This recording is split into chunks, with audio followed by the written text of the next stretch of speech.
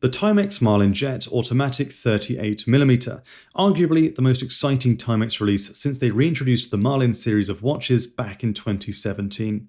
Timex described the Marlin Jet as having a space-age, retro-futuristic look, and they're not wrong. This watch is slick, well designed, and a real statement on the wrist, and it has one very unique feature. We'll get into that unique feature a little bit later on. First, I'd like to concentrate on the dial. The dial is concave, curving down elegantly from the edges, and sitting at the edges are these simple polished hour markers with black hairlines down the center. They sit flat, meaning they partially sink into the concave dial, helping to add to the sense of depth. And their look is matched by the hands, which have a very similar design with black hairlines down the middle too. I particularly like how the line looks on the second hand, and for me, these minimalist design choices are perfect for this watch. The dial isn't too overcrowded. We've got the Timex logo at the top, as expected, some more minimalist lines sort of dividing the watch face as well, and we have Marlin Automatic written at the bottom. Then of course, at the side, at the 9 o'clock position, we have a 24-hour sub-dial. Now this sub-dial can only be adjusted at the same time as the hands, so don't get any ideas about trying to use it as some sort of GMT alternative. Surrounding the dial is this internal bezel. Here, the minimalist hairline design features morph into circular design elements with these black lines wrapping around the bezel.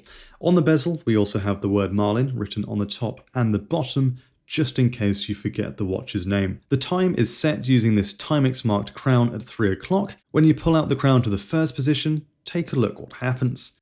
That's right, nothing. This watch has a ghost position. This means the movement inside has a complication that the dial or rest of the watch doesn't. This happens sometimes when watches use third-party movements. In this case, Timex have used what I believe to be a Miyota 8217 movement, which has a date complication, but Timex have clearly decided not to use it. It doesn't mean there's anything wrong with the watch, this is not necessarily unusual, but it can feel lazy and disappointing to some people. And by some people, I mean me. Anyway, I got distracted. To set the time, pull the crown out to the second position, and you're good to go. And while we're on the crown, let's appreciate its design. As we've established, circular design is a theme on this watch, and it continues here with the 3 circles wrapping around the outside of the crown. These circles look great, but practically they do have slightly negative effects on your grip when you're winding the watch or setting the time. We're about to move on to that unique feature now, but before we do, if you're having a blast watching this video, please do consider subscribing to the channel if you haven't already. Well then, what's all this about a unique feature? Let me know in the comments if you managed to guess it. It is, of course, the Marlin Jet's crystal. It's domed like other vintage style watches. It's made of hesselite, which Timex describe as a refined form of acrylic, favoured for its clarity and ease of maintenance. But that's not what makes it unique. What's unique here is how this crystal goes completely over the top of the bezel, all the way to the edge of the case. Now, I've seen plenty of big bubbly crystals in my time, but I can't think of an example of a watch that's done it like this. I'm happy to be proven wrong in the comments, but either way, I think it's very difficult to do something unique with a watch at a lower price that actually looks good. And this looks fantastic. From the side, you have this brilliantly curved look, and from straight on, you have perfect clarity of the dial. As I said, the crystal domes around the bezel and raised edges of the dial, rather than sitting above it at a height. And this brings the dial and crystal fairly close together, particularly around the edge. And something about having the crystal this close to the concave dial really adds to the overall aesthetic. It does help generate this space-age look that Timex have described in their marketing, but I think doming a crystal in this way is not just a bold style choice, it's actually helpful with legibility too. In my opinion, from above, the dial looks like it's covered by a flat crystal and doesn't warp the dial quite as much as other watches out there, even if it is just one big dome. Onto the case, we have brushed steel all the way around the side and onto the lugs. The case is 38mm in diameter, 44mm lug to lug, and 15.5mm thick, and in my opinion, these dimensions work perfectly. The quote retro-futuristic design makes a statement, but the fairly modest size means this watch is subtle enough on the wrist. And I really love the shape of the entire watch, and turning it sideways is when you can really appreciate it. From here, you can start to see the curved caseback. And this caseback is an exhibition caseback where you can observe the watch's movement. Now, Timex don't advertise exactly what that movement is. They're not hiding it, but they just don't really mention it in their marketing. But my own investigations have led me to believe that this watch most likely has a Miyota 8217 movement, or at least a modified version of it. This movement is part of Miyota's standard automatic movement family. It's essentially a really basic movement for lower-end automatic watches like this one. The movement in the Marlin Jet has a 42-hour power reserve, hacking hands, and an accuracy of -20 to +40 seconds a day.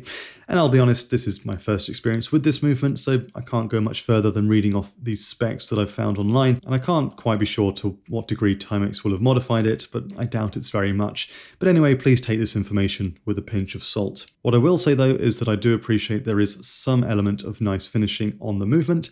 You have this pattern design on the top here, and the rotor is skeletonized, which gives it a nice unique quality. Some of you may remember I did have a bit of a grumble in my Orient Bambino 38mm video, where I criticised its movement for being a bit visually boring. In my opinion, cheaper doesn't have to mean boring, and Miyota have proven this here with this movement, which I think is considered and actually complements the rest of the watch. So I think Timex have done quite a good job with the movement choice here. And for me, a nice looking movement in an open caseback is what a watch is all about. There's nothing quite like peering into the depths of a watch to look at its beating heart. Now that covers the main watch, but what about the strap? Well, in theory, I like it. It looks great and complements the watch in terms of colour and material. You know, I like the navy blue and the fabric strap. There's also no holes, you just fix the buckle wherever you like, which I think is really cool. And you have a nice polished steel buckle, but it does feel pretty cheap. You can see the glue on the end of the strap, and I know this watch is at the cheaper end, but it's still nearly £300, so I would expect a nicer strap, to be honest.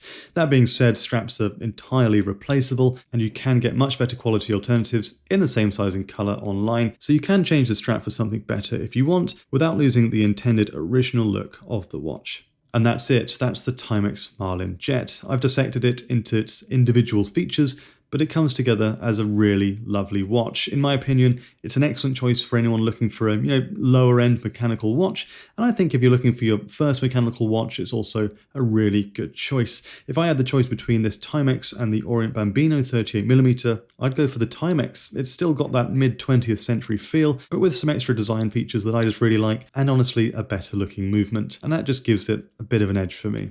But I'd love to know, what do you think? Am I completely wrong? Am I bonkers? Is a Bambino better? What do you reckon? Let me know in the comments. And if you want to buy one of these watches, I do have an affiliate link in the description. If you use that link, I do get a little commission, which helps out the channel, but it doesn't cost you anything extra. Thanks for watching. If you're new here, please do subscribe. I'll see you next time.